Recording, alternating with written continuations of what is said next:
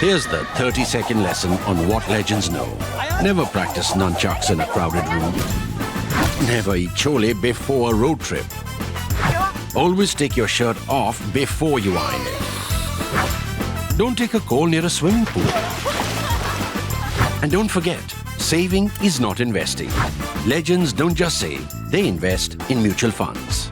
Mutual fund investments are subject to market risks. Read all scheme-related documents carefully. Hi, and welcome to this episode of Security Code. Those of you who watch ThePrint know that it's developed a reputation for deep analysis and granular from-the-ground reporting. But journalism like ours costs money, and that means the support of viewers and readers like you. I appeal to you to take a subscription to ThePrint. You'll find a link in the description below. Laura Hotling's words tinkle like the ice in the cut glass tumblers at that Washington dinner in the spring of 1939.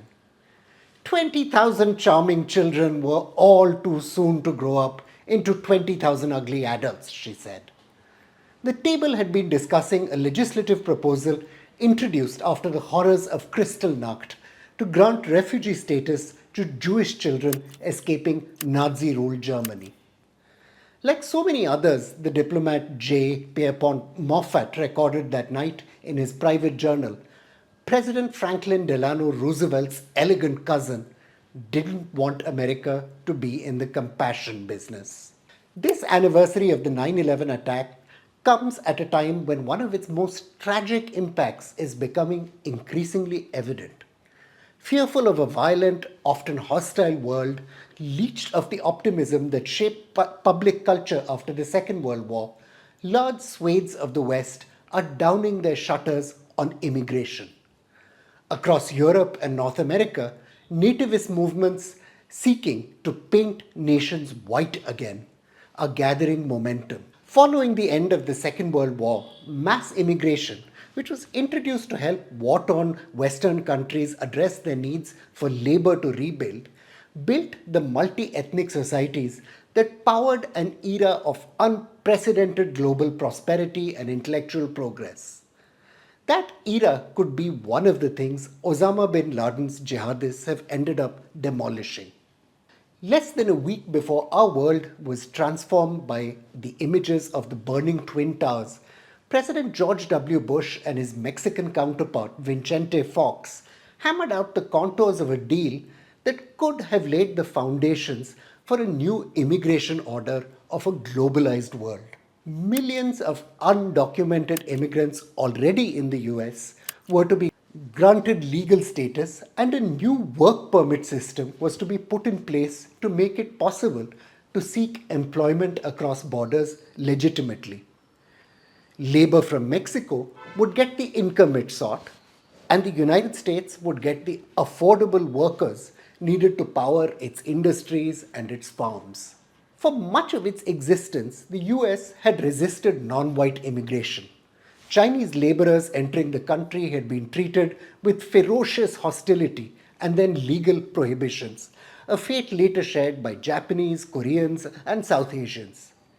Even European immigrants, especially Jews, were accepted quite grudgingly, scholar Julia Young reminds us. The reforms of 2001 were genuinely revolutionary. Then, the events of 9/11 changed the debate. The attackers had used visas and passports to enter the United States, and the country now seemed just too vulnerable to predators from the world beyond its fences. The emphasis turned to how borders could be better sealed off, not regulated to suit economic needs. As the former immigration czar Marco Rosenblum notes, this marked a turning away from the pragmatism that had long characterized US immigration policy. I quote, "The United States immigration system tolerated a high degree of illegality," he writes, and tacitly permitted widespread illegal employment in agriculture and other low-skilled sectors of the economy. Legislative efforts to bar employers from hiring illegal workers failed to make their way through Congress from the 1950s into the 1970s, Rosenblum observes, with businesses quietly lobbying for stable sources of low-cost labor. Things weren't that different elsewhere in the West. Following the Second World War, the United Kingdom reversed decades of efforts to restrict non-white immigrants and began importing labor from across its former empire. Even though institutionalized racism and white backlash would lead to growing violence within 2 decades, the United Kingdom's cultural and racial landscape was radically transfigured in the immediate wake of the war. France, for its part, drew on labor from northern Africa. Germany turned to Turkey. Few countries had fully understood the long-term implications of their decisions. Germany, for example, only realized that it would need to unite long-term workers with their families in the 1960s. And the United Kingdom danced around questions over the citizenship of workers from the Caribbean, leading to a series of disgraceful scandals in the way they were treated. The long period of prosperity that began after the end of the Second World War, though, was slowing by the time 9/11 happened. Through the 1980s, the scholar Jim Tomlinson has noted, deindustrialization and economic inequality had become increasingly prominent features of major Western economies. Efforts to prepare the working class for the profound changes they were encountering were at best anemic. The conditions had thus been created for white identity politics to acquire an increasingly big role in public life. Evidence of the deep conflicts over immigration isn't hard to find. Faced with growing resentment from working class whites, even Canadian Prime Minister Justin Trudeau's government is considering means to cut back visas for foreign temporary workers. The country is estimated to need 500,000 migrants a year to keep its economy growing, and its path-breaking points-based system was once marketed as the perfect model for how Western countries could attract the kinds of young, skilled workers that they needed. Faced with rising crime levels in once model immigrant neighborhoods like Brampton, small armies of low-skilled students and spurious institutions, and chronic housing shortages in major cities, some Canadians, however, have begun to wonder if the model actually works, journalist Michael Cuenco observes. Electoral success for the Alternative for Germany Party, or AfD, might mean less than the headlines invoking the Nazis suggest. Thuringia and Saxony are both tiny provinces, but it's no secret that deep cultural strains have divided that society.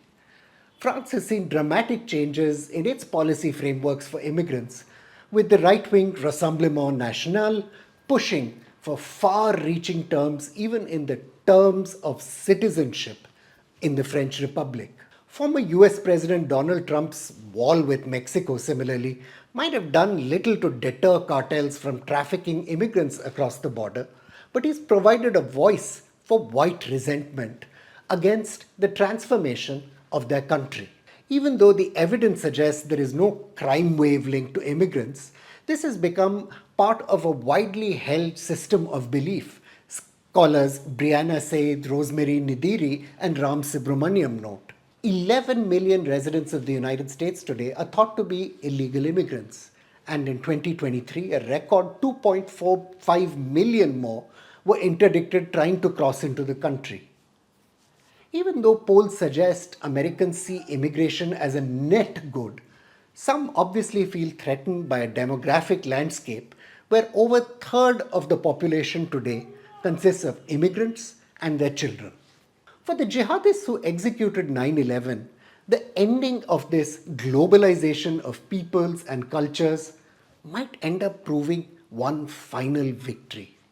Late in 1949, the Islamist ideologue Sayyid Qutb, Al-Qaeda's primary intellectual progenitor, arrived in the United States. The world was pouring into New York because that was where the power was and the money. And that was transforming cultural energy, Lawrence Wright has written. Irish, Russians, Germans, Puerto Ricans, Dominicans, and Chinese had all made the city home. the population of refugees from America's own racism, that is, blacks from the South, had doubled in just the previous 8 years. America held half the world wealth, and on the streets of New York, it seemed like all the world's people were there. To Qutb, though, this prosperity was the outcome of a moral morass. The American girl is well acquainted with her body's seductive capacity, he wrote in language suffused with sexual anxiety and neurosis. She knows what lies in her face and in her expressive eyes and thirsty lips. She knows seductiveness lies in the round breasts and full buttocks and the shapely thighs and sleek legs. Even jazz music aroused Qutb's civilizational hatred.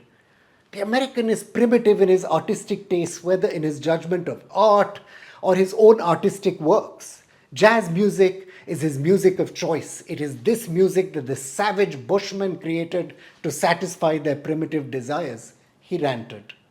The Al-Qaeda attackers sought a world in which boundaries, maintained for centuries by the word of God, the fear of violence, were being dismantled.